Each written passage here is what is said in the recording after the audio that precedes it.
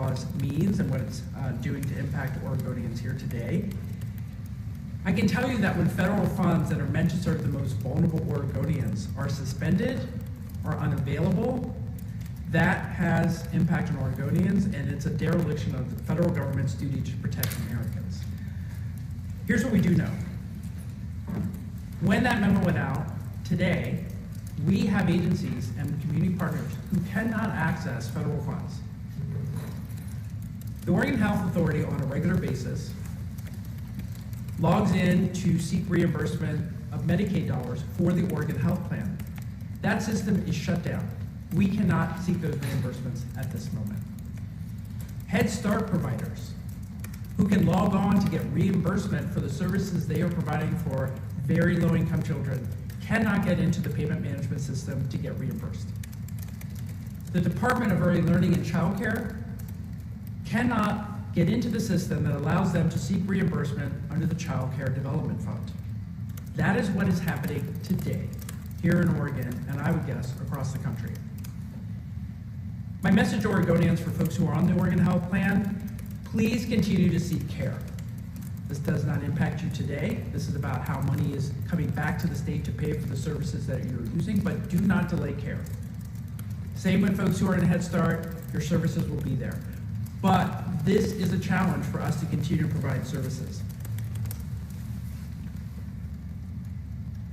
When the federal government in real time is not providing reimbursement to the states, it is not upholding its promise that was set by Congress to provide these dollars to the states. It's our understanding those dollars cannot be taken back without an act of Congress, but yet today we cannot seek reimbursement through those systems that should be available for the state of Oregon. And I want to remind everyone that these are Oregonians' federal tax dollars at work. They send money to Washington, D.C. that should come back to them for the services that serve them. And for some systems right now, those dollars are not accessible. Again, my biggest concern at this point is making sure this gets fixed. In the last 24 hours, Washington, D.C. has created a lot of chaos and uncertainty, and I think we all know, whether you are government or business, when you have certainty and stability, you can do the best job possible. Right now, there's a lot of chaos and uncertainty from Washington, D.C. My ask of Washington, D.C. is turn on all those systems right now. We can have longer conversations about all the analysis and other things you're asking us to do, but right now those dollars should be flowing to Oregon through the systems that are available for the reimbursement of services that we are providing to Oregonians.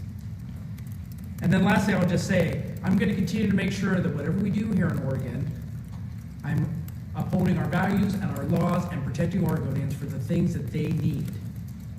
And I need a better response from the federal government. They need to turn those systems back on. Those dollars need to come back to the state. So with that, I'd like to turn it over to Attorney General Dan Rayfield for a few remarks, and then we will take a few questions.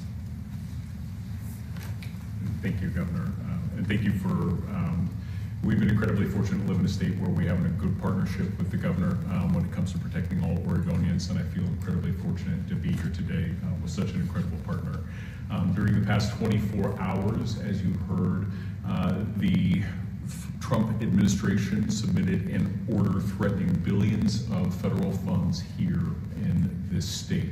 And for context, Oregon's budget relies on more than $38 billion of federal funds. And as the governor noted, these are funds for simple things like health care. These are funds for things like child care, domestic violence programs, law enforcement grants in our communities, child support within our own Department of Justice.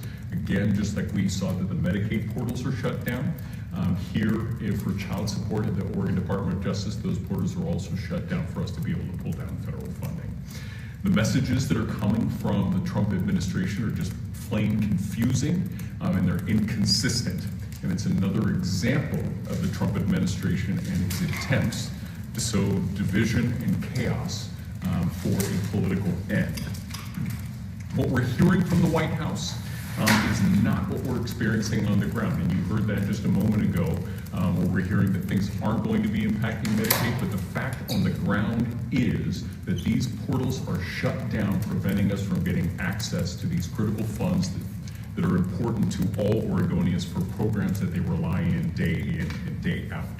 Right now, The president has been playing fast and loose, as we saw last week, where a judge ruled against President Trump, against his unconstitutional actions. He's playing fast and loose with Oregon. He was playing politics with states that have sanctuary laws. And he tried to stop formula funding from burn JAG grants for law enforcement here in this very own state. The Oregon Department of Justice challenged his unconstitutional acts with those funding, and we were successful in the federal court to make sure that these law enforcement grants were actually going to the folks in Oregon that they were intended, and that you cannot play politics with how funding is being done. In 2016, the Oregon Department of Justice was ready and prepared to move forward to protect funding in Oregon. We are also ready and prepared now to continue to fight for Oregonians in this space in partnership with the governor. Currently, we have been working with each and every Democratic Attorney General in this nation, and we are prepared to be filing a lawsuit back east to ensure that this vital funding continues to come into Oregon. And again, I remind you that more than $38 billion of federal funding flow into this state. And we're looking at this as a violation of the spending clause. Congress has the authority to spend, not the president. The Congress can put sideboards that allow the president to do that, but that's not the case for most of these federal funding streams, as wasn't in 2016 for the burn JAG grants. And when you exceed your powers, it is part of our responsibility on behalf of all Oregonians to hold the Trump administration accountable in the deal that they have made to ensure that these programs can be funded. Thank you. I have time for a couple of questions, sir. Just to clarify, you are planning to participate in a lawsuit. Is that the one being filed by Letitia James? Do you know what state that's coming in? So we're going to be filing that back east. We're currently in conversations about which state that it is going to be filed within, and it will, all of the Democratic attorneys general will be, we're actually collaborating and working together to get that filed today because of the Medicaid shutdown. I have a remote question. Stephen Veneman from KVAL KMTR. How will the freeze, affect wildfires and/or reimbursement for the 2024 wildfire season? Well, I think this is the challenge for us. We don't know about other funding streams. The federal administration, the Trump administration is saying one thing, and they say, well, these things won't be touched, and yet they said, well, Medicaid won't be touched. Medicaid is being touched today, and the reimbursement portal being shut down. We don't have any understanding about any of the wildfire funding, but honestly, the uncertainty coming out of the administration, they say one thing, and then they can't answer questions about what's actually happening on the ground. Here in Oregon, we know what is happening for certain programs. I'm hoping we don't see any other freezes on funding like we're seeing today. They need to turn all those reimbursement systems on so Oregon continues to receive the dollars that Oregonians pay into the system. What, if any, communication have you had from the Trump administration about this, and what should Oregonians who might be on Medicaid or have kids in Head Start, should they change anything moving forward?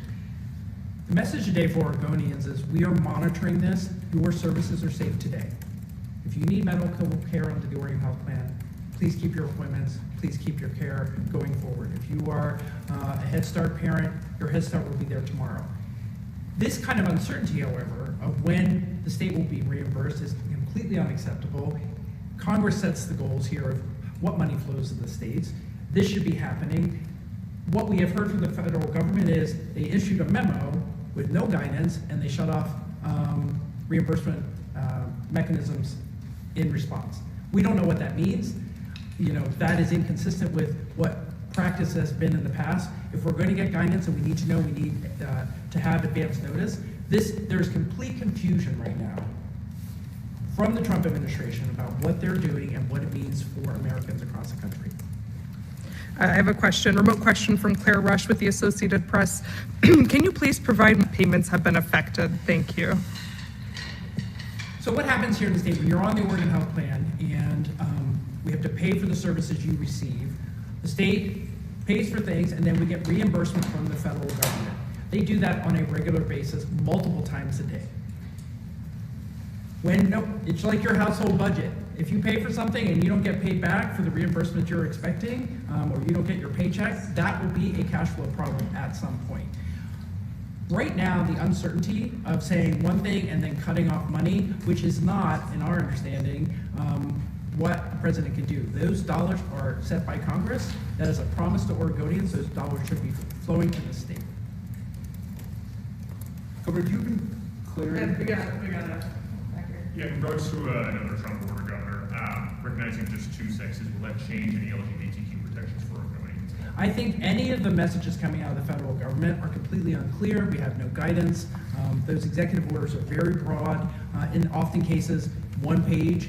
We are getting 1.5-page memos about you must stop all things. I'm not going to do anything until we know exactly what that means. Do you have clarity on what proportion of our federal budget is grant funding? Like, it's not clear to me what's some other stream, what's grant funding, what proportion of this 39 billion in this current budget actually is potentially affected here? I don't think we know. I'm always speaking to what we do know today, and I think to have a strong partner in the federal government, they should provide a lot more clarity about what they're talking about. This is taxpayer money that Oregonians are paying. They should know what is happening. We don't know that right now. I don't know if you want to speak anything more about that. I think the way that you're defining grant funds, when you think about Medicaid as a grant program, right, as one of the larger proportions of our budget, I think that's the way that these things can be defined. And when you shut down the Medicaid portal, how you're determining and defining grant. Right now, that feels incredibly expansive. Maybe one more question? Oh, sure, thanks. I'm Caleb from City West. My question is about this session and if we know anything about how this might impact the work that's going on in the legislative session and the budgetary process at this point. I do think legislators have a lot of questions about what this means, and so do I. I mean, this is literally today, in the last 24 hours, we are seeing funding streams cut off that we are counting on because they haven't been approved by Congress. I think it's going to be very fluid over the next couple of years for what the executive would like to do, what Congress approves, and what that means for our budget. And I think it will just be, we'll just have to adapt as we hear more information.